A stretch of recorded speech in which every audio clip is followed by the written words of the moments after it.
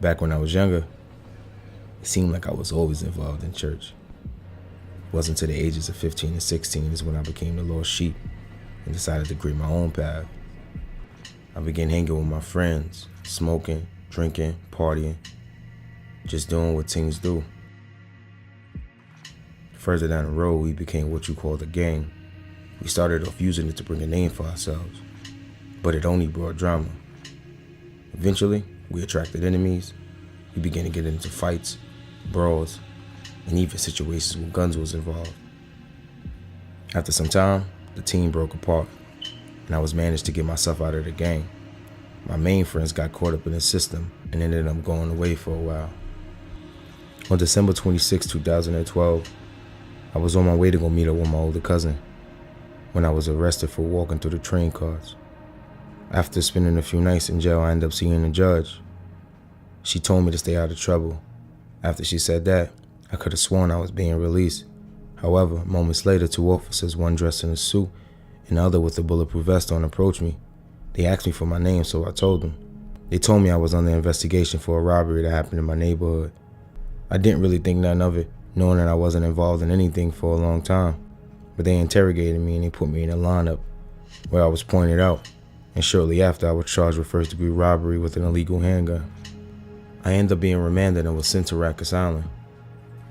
My family didn't have the money to bail me out right away, so I ended up staying there. During the time that I was there, I kept feeling like everyone had given up on me, even though I tried everything to get myself out. I was up late one night in my cell, thinking to myself. All I could really hear was a bunch of inmates arguing. I began thinking to myself, thinking about my life, thinking about all the stuff that I'd done wrong. So I prayed. I told God I don't care about my old life no more. I didn't care about the smoking, the drinking, the partying, the girls, the friends, the money, nothing. I just really cared about finishing school. I asked him if he could get me out. I promised to drop all things and finish up with school. When I woke up the next morning, I still found myself stuck in the cell, having to face another day. But for some reason, this day felt different. When I walked into the cafeteria, I looked around and saw how comfortable everybody looked. And something in my mind was just like, let go. That day I decided to let go and stop trying to control my own outcome and just let it be. And that same night, 4 a.m. in the morning, it was a loud bang on my cell. A flashlight crossed my face as I looked up to find one of the corrections officers talking to me. He told me that somebody posted bail and to gather all my stuff, and I was going home. After being released, I made sure my mind was only focused on school. As the months flew by, I ended up beating the case days before my graduation. The judge told me it was a mistaken identity and that all the charges would be dropped. One day I was walking down Fulton Street and I ran into Timmy Tayo, a former volunteer of the street team. He handed me a flyer and asked me did I go to church. I told him yeah, knowing that I haven't been to church in years. He asked me, do you see that long line over there? While pointing at the Brooklyn Tabernacle. I said, yeah, that's a club, right? He says, nah, that's church.